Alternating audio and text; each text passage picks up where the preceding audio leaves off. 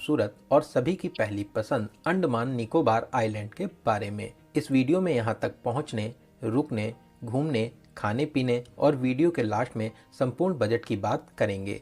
तो अंडमान टूर की complete information के लिए वीडियो को एक बार पूरा जरूर देखें। मीटर तक फैले समुद्र के बीचों बीच में अंडमान निकोबार बसा हुआ है।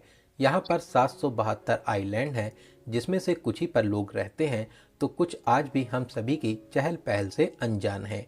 यहाँ पर जमीन से ज़्यादा पानी के नीचे की दुनिया खूबसूरत लगती है। यहाँ पर एक आइलैंड से दूसरे आइलैंड जाने के लिए रोड तो नहीं है, बल्कि हम लोगों को शिप और बोट के माध्यम से जाना होता है। यहाँ पर इतने प्यारे और शानदार नज़ारे देखने को मिलते हैं, तभी तो अंडमान भारत ही नहीं पूरी दुनिया के टॉप टूरिस्ट प्लेसेस में से एक है। ये प्लेस खूबसूरती के साथ साथ हमारी अनमोल विरासत का हिस्सा भी रहा है। यहीं पर काला पानी जेल हमारे वीर स्वतंत्रता सेनानियों की अमर गाथा आज भी सुनाता है।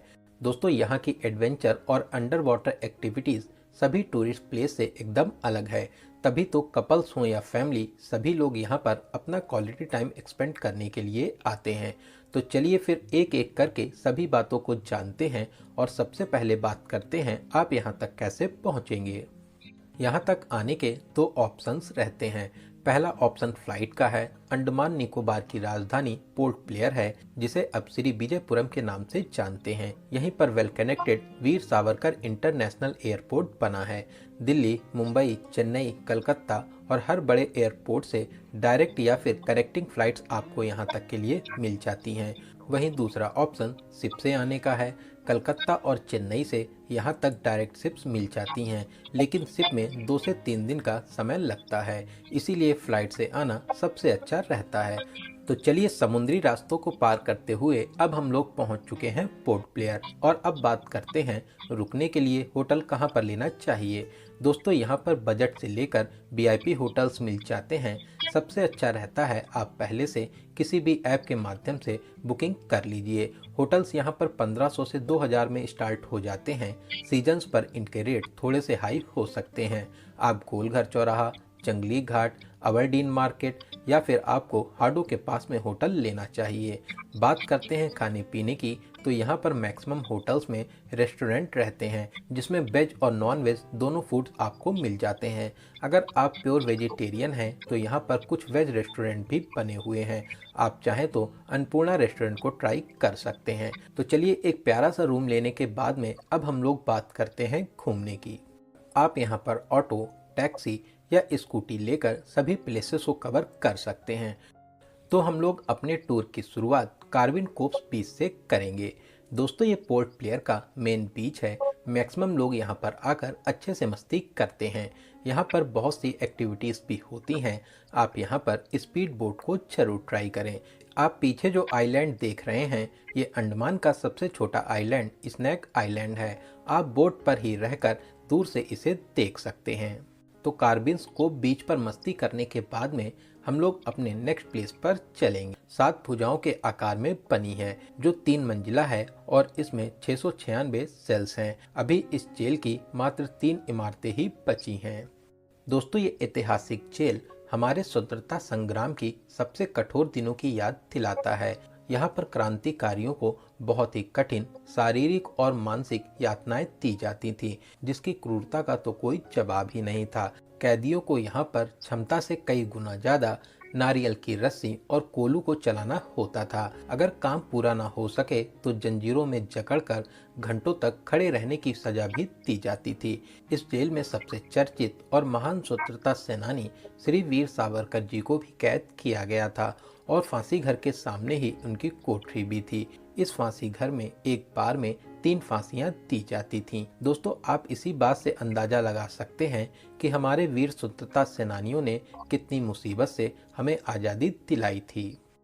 यहाँ पर बहुत ही छोटे आकार के सेल्स बने हुए हैं। यहाँ पर आप वीर सावरकर जी की सेल भी देख सकते हैं। अगर आप इस काला पानी जेल की और भी रोचक जानकारी जानना चाहते हैं तो आप यहाँ पर 200 रुपये में गाइड भी कर सकते हैं। दोस्तों, इस जेल में शाम को लाइट एंड साउंड शो भी होता है, आप अंडमान टूरिज्म की ऑफिशियल वेबसाइट से इसकी बुकिंग पहले से जरूर करें, क्योंकि ये लाइट एंड साउंड शो बहुत ही खास रहता है, तो आप इसको देखने जरूर आएं। दोस्तों, जेल के सामने ही वीर सावरकर पार्क है, जहां पर हमारे फ्रीडम फाइटर्स की प्रतिमाएं लगी हैं। आप पार्क में कुछ देर बैठकर उन्हें याद कर सकते हैं। तो यहां पर घूमने के बाद में अब हम लोग आ जाएंगे मरीना बीच और पार्क पर। दोस्तों, ये पोर्ट ब्लेयर का सबसे फेमस पार्क है। पार्क के बीचों बीच में नेताजी सुभाष चंद्र बोस की प्रतिमा स्थापित है। इस पार्क में बच्चों के लिए प्यारे प्यारे झूले भी लगे हुए हैं, जो इस पार्क को एक परफेक्ट पिकनिक स्पॉट बनाता है। इसके अलावा लोग यहाँ पर बीच के किनारे बैठकर समुद्र की लहरों को देखते हुए अपना क्वालिटी टाइम एक्सपेंड करते हैं। तो अब हम लोग बीच के किनारे किनारे घूमते हुए आ चुके हैं फ्लैग पॉइंट पर। दोस्तों, इस फ्लैग पॉइंट पर भारत में पहली बार 1943 में नेताजी सुभाष चंद्र बोस जी ने तिरंगा फहराया था। उन्हीं के सम्मान में ये फ्लैग पॉइंट बनाया गया है।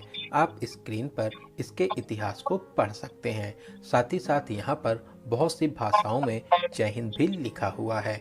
लोग यहाँ पर बैठकर सुकून भरे पलों को बिताते हैं। इसके अलावा फ्लैग पॉइंट के पास में ही यहाँ का प्राचीन मंदिर भी बना हुआ है। पोर्ट ब्लेयर में इस मंदिर की विशेष मान्यताएं मानी जाती हैं, तो आप यहाँ पर दर्शन कर आशीर्वाद प्राप्त कर सकते हैं। तो चलिए, शाम को हम लोग लाइट एंड साउंड शो देखने के बाद में रूम पर आकर आराम करेंगे और अगले दिन हम लोग रॉस आइलैंड और नॉर्थ बे आइलैंड को कवर करेंगे। दोस्तों, रॉस और नॉर्थ बे आइलैंड के लिए बोट्स मरीना पार्क के पास में बने Rajiv Gandhi water sport complex के पास से मिलती हैं। आप चाहें तो इसकी बुकिंग पहले से बुक माई बोट के माध्यम से कर सकते हैं। इसके अलावा ऑन द स्पॉट टिकट भी मिल जाते हैं। दोनों प्लेसेस के लिए 870 रुपये का टिकट रहता है। तो चलिए, अब हम लोग आ चुके हैं बोट के पास में। लगभग 10 मिनट की बोट राइड करके आप रॉस आइलैंड पर आ जाएंगे। दोस्तों, रॉस आइलैंड को नेताजी सुभाष चंद्र बोस द्वीप के नाम से भी जानते हैं। यहाँ दोस्तों, ये आइलैंड काला पानी जेल का हिस्सा हुआ करता था। यहाँ पर बहुत से प्रशासनिक भवन बने थे, लेकिन सुनामी और समय के साथ में अब ये सब खंडहर में बदल चुके हैं। तो आगे बढ़ते हुए अब हम लोग चर्च के पास में आ चुके हैं। आप चाहें तो चर्च के अंदर भी जा सकते हैं। ये चर्च कभी पोर्ट ब्लेयर की फेमस चर्च हुआ करती थी, लेकिन अब पूरी तरह से खंडहर में बदल चुकी है। साथ ही साथ दीवारों को पेड़ों ने जकड़ भी रखा है। दोस्तों, चर्च के पास से ही सीढ़ियों वाला रास्ता आपको बीच के पास में ले जाता है। आप बीच के किनारे बैठकर सुकून भरे पलों को बिता सकते हैं। बहुत से लोग यहाँ के पत्थरों पर बैठकर अपनी प्यारी प्यारी फोटोशूट कराते हैं। तो चलिए, अब हम लोग आगे बढ़ेंगे और आ जाएंगे लाइट हाउस के पास में। दोस्तों, ये प्लेस सच में शानदार प्लेस है। रॉस आइलैंड पर घूमकर आपको बहुत ही अच्छा लगेगा। तो चलिए, यहाँ पर घूमने माध्यम से नॉर्थ वे आइलैंड पर चलेंगे। लगभग 10 मिनट की बोट राइड करके हम लोग आइलैंड पर आ जाएंगे। यहाँ पर आप scuba diving, sea walk, submarine ride, banana ride जैसी बहुत सी एक्टिविटीज़ को एंजॉय कर सकते हैं। दोस्तों, नॉर्थ बे आइलैंड पर आप बीच के किनारे बैठकर सुकून भरे पलों को बिता सकते हैं। आप वीडियो में देख सकते हैं, बहुत से लोग बीच के किनारे पत्थर पर बैठकर अपनी प्यारी प्यारी फोटोशूट करा रहे हैं। इसके अलावा ये आइलैंड अपने लाइट हाउस के लिए भी बहुत फेमस है। लगभग 300 मीटर का ट्रैक करके आप लाइट हाउस के पास में आ जाएंगे। सीढ़ियों को पार करते हुए अब हम लोग एकदम ऊपर आ चुके हैं। दोस्तों, लाइट हाउस के ऊपर से तो चारों तरफ के नज़ारे सच में बहुत ही बेहतरीन लगते हैं।